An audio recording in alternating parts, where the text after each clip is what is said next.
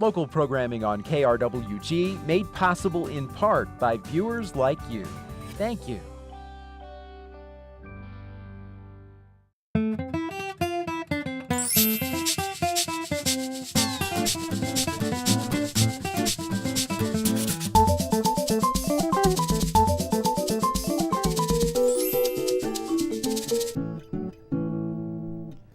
Hello, I'm Anthony Moreno. Welcome to Fronteras, A Changing America.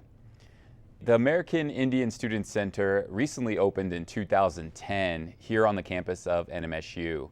It provides opportunities for students to take in workshops, cultural events, and also provides a relaxing place for students to gather socially and also with their organizations. It also houses the staff of the American Indian program here at New Mexico State University. And we are joined by members of the staff, Justin McHorse, Director of the Hello. American Indian Program. Hello. And also Michael Ray, Program Coordinator. Thank you for joining us, gentlemen. Thank you for having us. Justin, could you tell us a little bit about the program and the vision of the program? Absolutely. The purpose of the American Indian Program is to support recruitment and retention of our American Indian students, and also provide support and encouragement through degree completion. So when students come in, what are some of the things that they may be facing, some challenges that may be facing the students as they come in? Many of our students come from tribal and reservation communities, and so there are 4 primary transitions that they undergo when leaving their tribal communities and coming to campus. The first being the social transition. In the tribal communities, the students are, of course, immersed in their culture, surrounded by their families, their extended families, the language, the land. It's all the way of life. And so when they leave that environment and come to campus, it's very similar to studying abroad. And so we try to support the students in helping them adjust to campus life, student life, and how to access office hours, to engage with the faculty, the professors, so that they get to know them and can adjust to the different methods of socialization here on campus. The next transition is a cultural one. Again, coming from their communities where the culture is the environment, the language, the land, the way of life, coming to campus, they are no longer exposed to that culture. And so we try to put on cultural programming that brings elements of the culture to campus to promote their adjustment in their community. Another transition is the socioeconomic. Many of our American Indian students come from low-income backgrounds, and so figuring out ways to fund their education, to apply for the FAFSA, to apply for scholarships, and access other resources on campus to promote their success here on campus is another effort that we provide to the students. The final one is the academic transition. A lot of the students that come to campus are college eligible, but may not be college ready. And so we try to provide workshops, academic support environments, and also refer the students to other support services on campus to promote that academic transition as well. Okay. Michael, you work as a program coordinator. You also help out with recruitment. Yes. Are there any things that may be unique about recruiting members of the American Indian community? One of the many things that you see within the communities is being a part of the community, knowing who is there. For some of our recruiters who go in there, that might be the first time that they go. So definitely it's a culture shock of the road's not paved. Where is this place? It's not on Google Maps. It's not on my GPS type of a thing. I don't see a street sign. So definitely coming from the environment that we come from, it's a lot easier to use the, local landmarks of you go past this area, you see the barn on the side, you take the left over there. But definitely when talking to the parents, talking to the students about who are coming to New Mexico State University, it's nice to let them know that, I've come from a similar background. I know some of the experiences you're going to face when it comes to coming from either the rural environment, coming from that home environment, as Justin mentioned, to a university, to a place where, it's 4 hours from home, 8 hours from home, clear across the state, to New Mexico State University. And, one of the things in addition to that is leaving home, as Justin mentioned, leaving mom, dad, and grandpa, extended family. So getting that relationship with the family helps start out and bridge that gap, because not only are we recruiting the students, it's almost as if we're recruiting the family as well, letting them know that your children will be safe, your student will be in a good area where they can develop their academic success. Has that been a really big challenge in the past for students to really leave home or leave their community to venture out to a university? So is this a new strategy that has been going on to where you're addressing the family just as much as you're addressing the student? I think it's something that has been in place beforehand, but as in we're stepping up with our supplemental recruiting area efforts, we're able to give them that sense of community, where some of our admissions people here will, they'll have an area where they'll see the people over and over and develop that, but once you get that immediate connection, once you know a little bit of the background, the history, and the things that go on the reservation, you can relate with the students a little bit easier, especially having those shared experience of going to an all Native American high school or a majority Native American high school and some of the difficulties that they might face. Okay. Justin, you talked about the transition that students make when they come from their community to New Mexico State University. One of the programs I'm aware that you have is the Peer Mentorship Program. Could you tell us a little bit about that? Sure. The idea behind the Peer Mentor program is to pair new incoming students and transfer students with current upper class students who have already learned how to navigate student life, who are doing well academically, and have made that adjustment successfully. And so the idea is to pass knowledge on to their mentees, being the first year freshmen or transfer students, on here are all the resources on campus. This is how you access tutoring. This is how you can figure out what your financial aid budget is. And so through that effort, it's a strategy to empower the incoming students with knowledge without having to experience those challenges firsthand. And so the idea is to also promote a sense of community. When new students arrive, they're looking to make friends, they're looking for familiar faces. And so through this mentorship program, that is what they can get. I see. Now, you mentioned resources. A wonderful resource that opened in 2010 is the the American Indian Student Center. Could you tell us a little bit about how that center has really impacted the program and provided new opportunities? Absolutely. We're very thankful to have that facility in place. Our previous location was in Garcia Annex, and it was a much smaller space for the students to utilize. And what really is important for our American Indian students is to have a sense of community on campus. The American Indian Center provides the environment to develop that sense of community, where they have a place to go to study, to socialize, to regroup from a busy day. And so we also are able to provide more programming, specifically geared towards American Indian students, which is open to all students as well. The inclusion of a kitchen allows us to utilize a program we have called Food from Home. When we interview the students and ask them, what do you miss most about home? The first response is, of course, family and friends, but one of the second response was food. So what we try to do is bring down some family members or some folks from the reservation communities to make some traditional foods here to bridge that connection with home and campus, and also promote that community, which is so important for the retention of our students. I also noticed that you have a meditation room in the center. Yes, the meditation room is an environment for quiet reflection, which is very important for our students, just to have an environment where they can have a quiet space to reflect on a busy day and to prepare for the next day to come. We also have a commons, which is a social environment where the students can socialize, check their Canvas, Facebook, whatever it may be. We also have a dedicated study area, which is a quiet space for academic pursuits, doing homework assignments, papers, etc. There's also an environment for student organization meetings and other meetings as well. We have a group on campus called Tribal Voice Working Group, which is a group of faculty, professional staff, and graduate students that meet to discuss tribal matters on campus.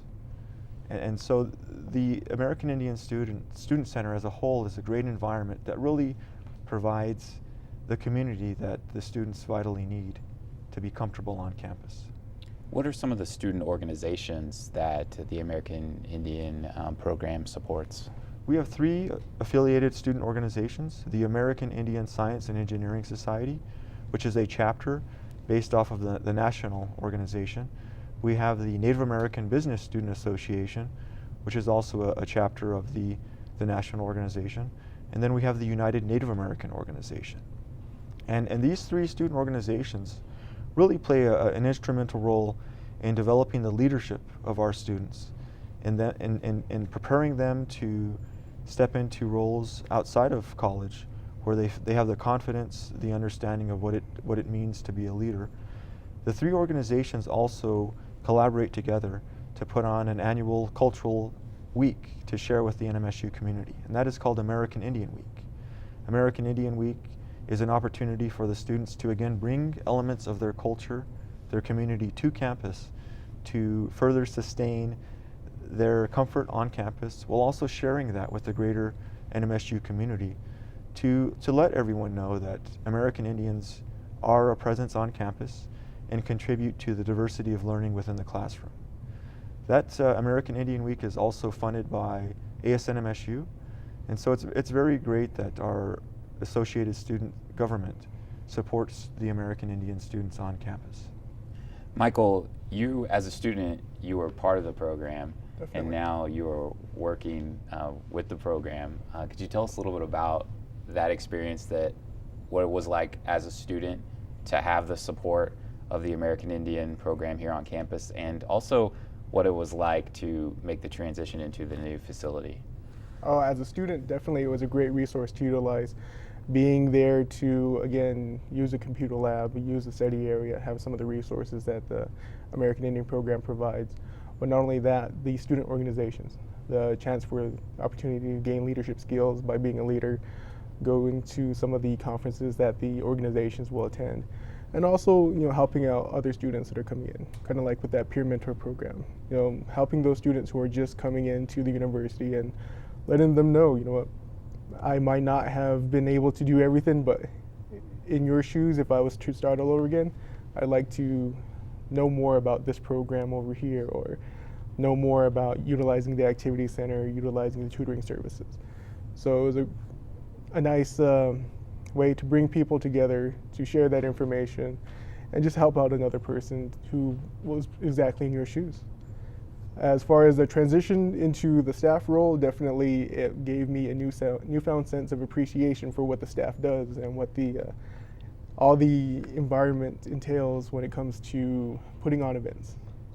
As a student, I had that mindset of, we should do this, we should do that, why can't we do this, or how come we can't do that? And as a staff member, I know now that there is a lot of paperwork that goes into a lot of the forms that go into, and sometimes there's just certain budgetary ways where we're not able to provide some of the things that maybe students would definitely enjoy. But we try and provide those services that the students can gain from. Students would love to have a comedian come down every month, or somebody come down when it comes to the entertainment, the social aspect. But when it comes to kind of why the students are here and why we're here to help out the students, we really do have to focus on those academic portions when it comes to letting the students know, here's some tutoring centers over here, or even having the building open during the day and sometimes into the evening where the students can utilize the services that we have. The computer lab, the study area, just so they can feel a little bit more comfortable. Justin mentioned before where some of those upperclassmen will show the students, okay, here's the cafeteria. You don't need a big group of people to go into the cafeteria. You don't need to be afraid to go by yourself. And it's kind of similar to the library as well. Some students will only go to the library in groups where it might not be as productive as if they went by themselves. So when one person needs to leave, everybody has to leave. I see. Were there any challenges, as a student when you first showed up to campus? Was it overwhelming, or was there anything, would you feel like you were prepared for the experience? I think I was pretty prepared, but definitely like any student, going into a new environment, having to establish new friendships, establish your place into the community. That was one of the difficulties that I had. Luckily, I had some leadership positions at the previous institution that I was at, so that's kind of what I sought out. That's where I went to, and used that as my my safety net of being comfortable in my area. So that was one of the things that I faced, and definitely having to deal with the meal plan, having to deal with a new bookstore to go to, having to follow those procedures, and learning the new system. For me, that was a little bit of a difficulty, but once you got that down, once you get help when you need to go to this office for financial aid, or you need to go to this if you want your transcripts, it became easier and easier. I see. You mentioned the a mission of the program is to have an academic part and also an educational part for the students and the community. I'd like to have an educational moment right now, if that's all right, if we can address this issue. If you notice already, I've been dealing with this issue as the program's been going on, is language.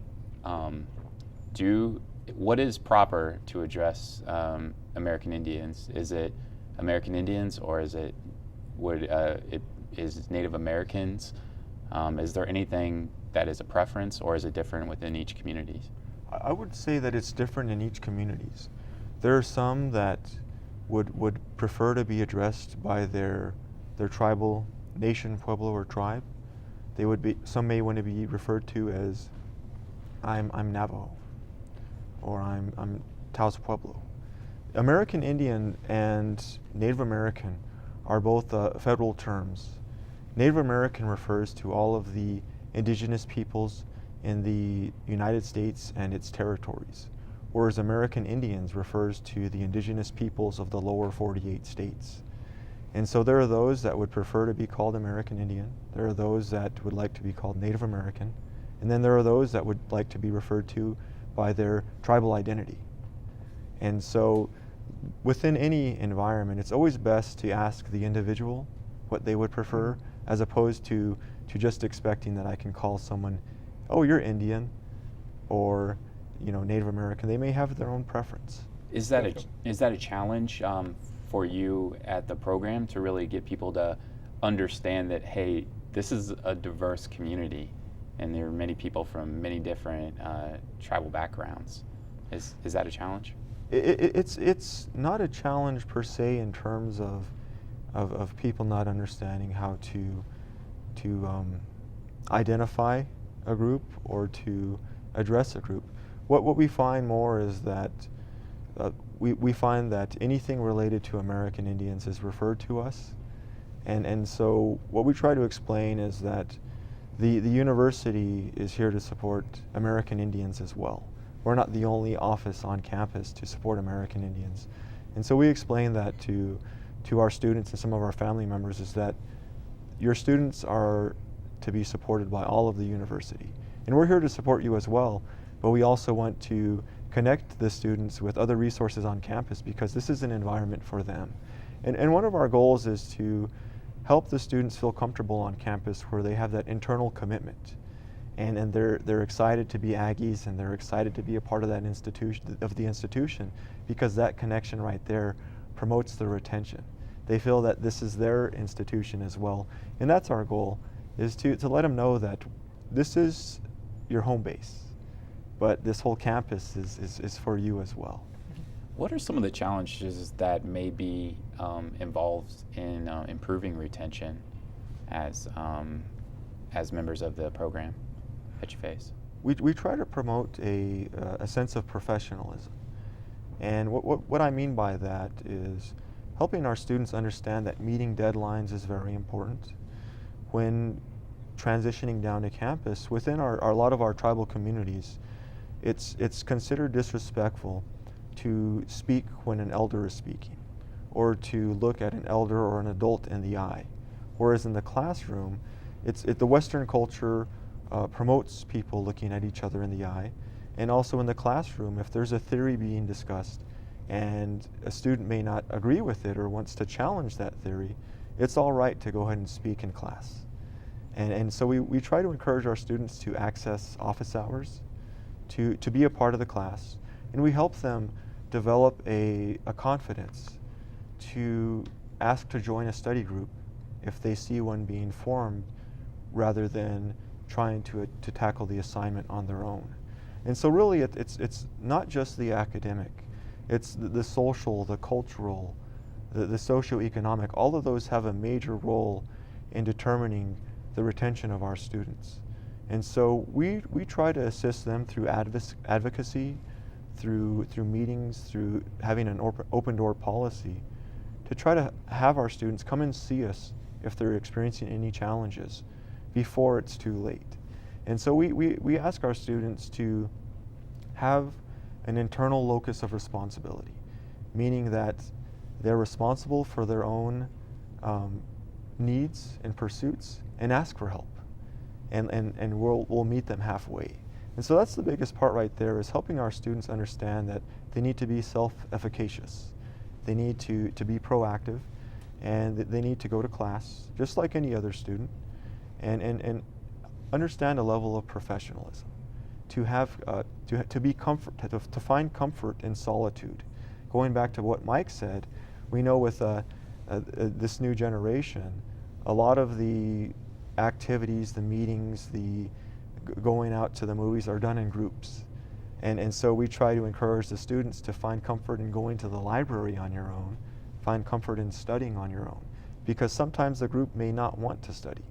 So one needs to be able to separate themselves to assure that they are being responsible to themselves, and to also always remember why they're here on campus. It's to enjoy college, to have fun, but also to get that degree. And so we try to provide support, access for our students to take advantage of everything that's here on campus. And as I mentioned earlier, we can meet them halfway. We'll try to go a little over halfway, but we need for them to do their part as well.